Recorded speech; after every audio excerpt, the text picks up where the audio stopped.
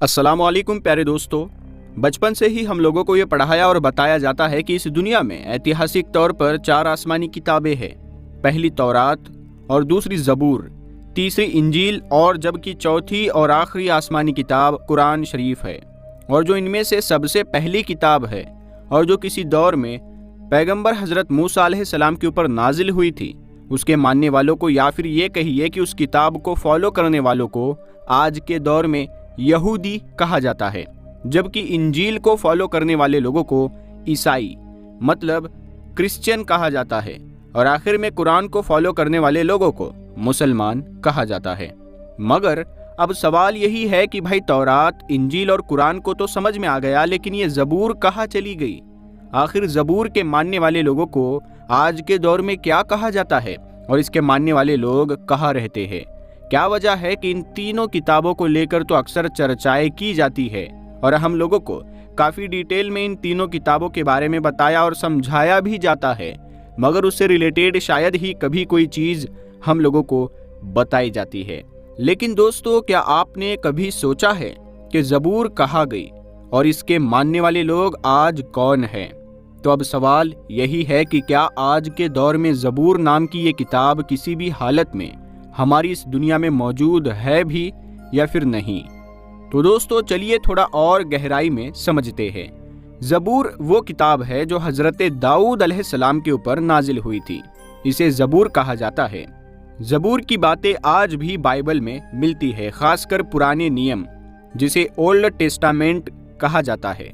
यहूदी और ईसाई दोनों ही इसे अपने धार्मिक ग्रंथों में शामिल करते हैं। ये एक तरह का धार्मिक ग्रंथ है जिसमें खुदा की बढ़ाई और हम्दो सना शामिल है, लेकिन वक्त के साथ साथ ये एक आज़ाद किताब की शक्ल में नहीं बल्कि बाइबल का ही हिस्सा बन गई। अब सवाल उठता है कि आज के दौर में ज़बूर के मानने वाले लोग कौन हैं? इसका सीधा सा जवाब है कि यहूदी और ईसाई दोनों ही ज़बूर को मानते हैं। यहूदी इसे अपने तौरात के हिस्से के रूप में देखते हैं और ईसाई इसे अपने बाइबल के पुराने नियम यानी ओल्ड टेस्टामेंट में शामिल करते हैं। लेकिन ये बात सही है कि ज़बूर को लेकर आज बहुत चर्चाएं नहीं होती, शायद इसीलिए क्योंकि इसे एक आज़ाद किताब के रूप में नहीं देखा जाता, बल्कि ये दूसरे धार्मिक ग्रंथों का हिस्सा बन गई है। अब आप सोच रहे होंगे कि ज़बूर की इतनी खासियत होने के बावजूद इसे उतनी तवज्जो क्यों नहीं मिलती जितनी कि तौरात, इंजील और कुरान शरीफ को मिलती है। तो दोस्तों, आपको पता होगा जो इंजील और तौरात अपने असल हालत में आज मौजूद नहीं है, इसे उसके मानने वाले लोगों ने अपने हिसाब से बदल दिया और अपने हिसाब से इसमें बदलाव किए हैं। तो इसी तरह ज़बूर के बारे में भी वही हुआ। ज़बूर की कुछ बातें आज भी लोग अपने इबादतों में इस्तेमाल करते हैं, लेकिन इसे आज़ाद किताब की शक्ल से नहीं देखा जाता। लेकिन इस्लामी तारीख के अंदर आपको कहीं भी ज़बूर का जिक्र, इसकी इतिहास या इसका डिटेल कहीं नहीं मिलेगा। पर ऐसा क्यों है? क्यों इस किताब को आज भी दुनिया में इतना ज़्यादा डिस्कस नहीं किया जाता जितना कि तौरात, इंजील और कुरान पाक को किया जाता है? इसमें क्या क्या लिखा है या फिर इसमें ऐसा क्या मौजूद है? आज की इस वीडियो में हम इन्हीं सवालों के जवाब जानने की कोशिश करेंगे। ज़बूर हज़रत दाऊद अलैहिस्सलाम पर नाजिल होने वाली किताब थी, जिसे समझने से पहले इसके नुज़ूल का वक्त और इसकी ज़रूरत को समझना ज़रूरी है। फ़िरौन मिस्र की 400 साल की गुलामी में रहते हुए बनी इसराइल कौम को आज़ाद करवाने के लिए अल्लाह ने इनके अंदर अपना पैगंबर और रसूल हज़रत मूसा अलैहिस्सलाम को नाजिल किया, जिन पर तौरात यानी पहली मुकम्मल आसमानी किताब को नाजिल किया गया। हज़रत मूसा अलैहिस्सलाम बनी इसराइल कौम को मिस्र से निकालकर एक बहुत बड़े मैदान को पार कराते हुए फ़लस्तीन ले गए, जिसके बारे में कुरान मजीद के अंदर बताया गया है। तो इस बड़े से मैदान को सहराए सीना कहते थे। इस सहराए सीना के रास्ते के अंदर कोहे तूर पहाड़ पर तौरात को नाजिल किया गया। सहराए सीना के अंदर 10 लाख के करीब बनी इसराइल की आबादी को मन्नो सलवा खाने को मिला।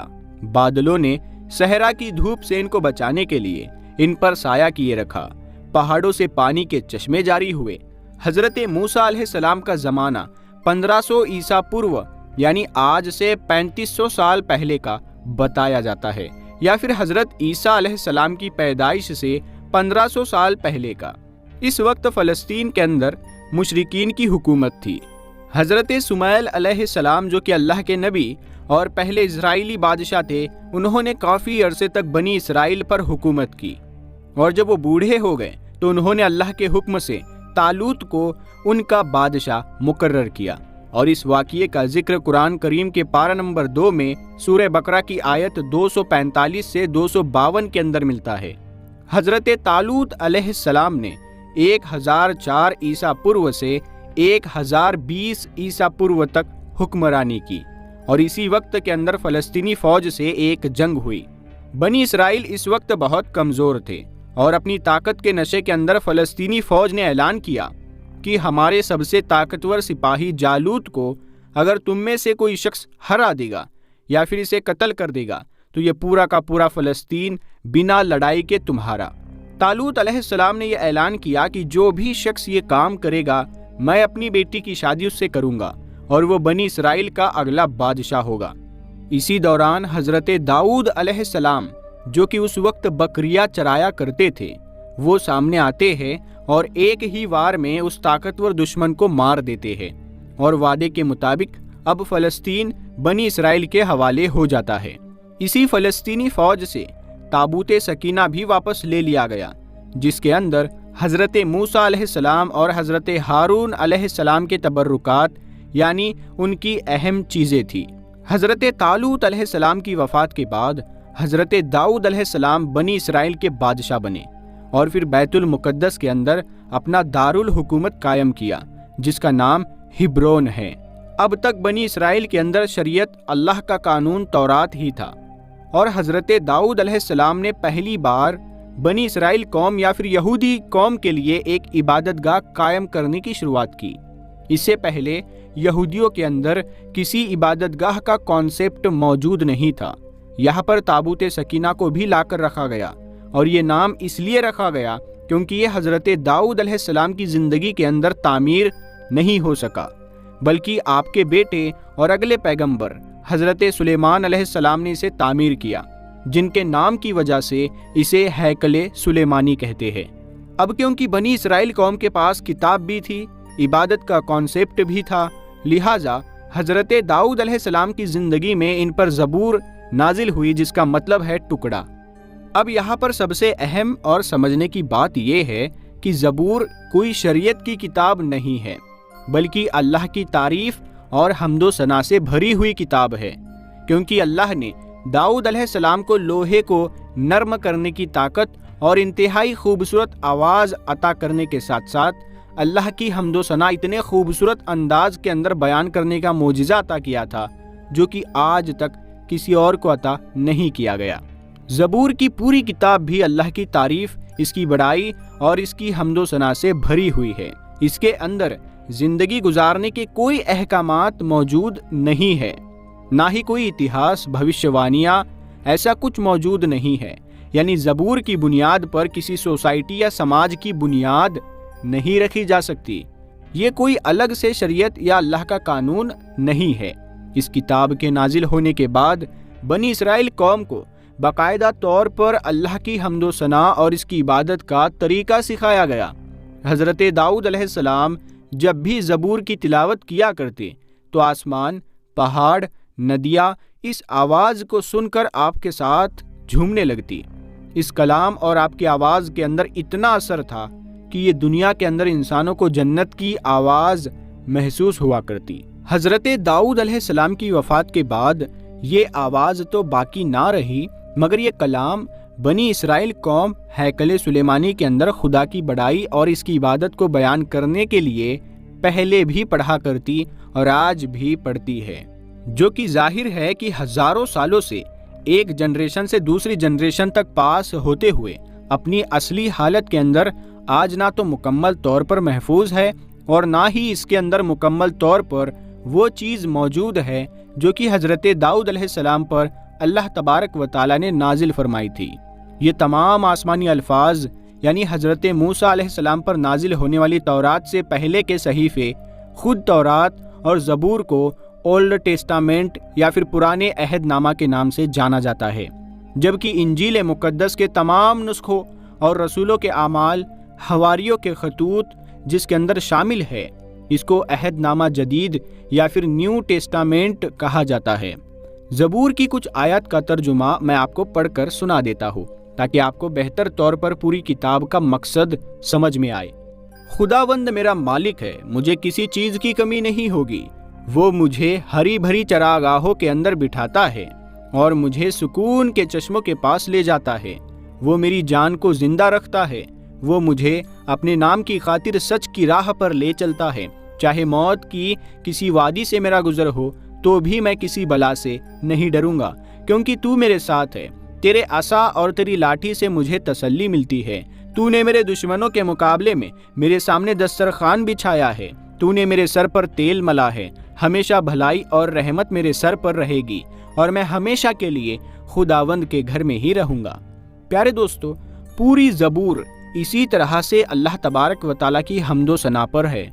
इसीलिए ज़बूर को शरीयत के तौर पर मानने वाला कोई भी शख्स दुनिया के अंदर मौजूद ही नहीं है। ना ही इसका जिक्र ऐसी आसमानी किताबों के तौर पर मिलता है जो कि किसी एक फ़िरके का कानून हो, क्योंकि अल्लाह की तारीफ़ और इसकी हम्दो सना तो दुनिया का हर एक मजहब और इसका हर एक फ़िरका करता है। ये सब की आम ज़बान है जिस पर किसी को कोई एतराज़ नहीं। हज़रत दाऊद अलैहिस्सलाम और सुलेमान अलैहिस्सलाम के बाद बनी इसराइल कौम जादू टोने, सूद खोरी, जुल्म और तौरात के आयत को पैसे और अपने फ़ायदे के बदले में जब बदलने लगे तो इनकी इस्लाह के लिए इन्हीं में से एक आखिरी पैगंबर ईसा अलैहिस्सलाम भेजे गए, जिनकी शरीयत भी तौरात ही थी। जो इन पर जो किताब इंजील मुक़द्दस नाजिल हुई, इसका टॉपिक तो तज़किया नफ्स, इखलाक की इस्लाह और हिकमत का बयान है।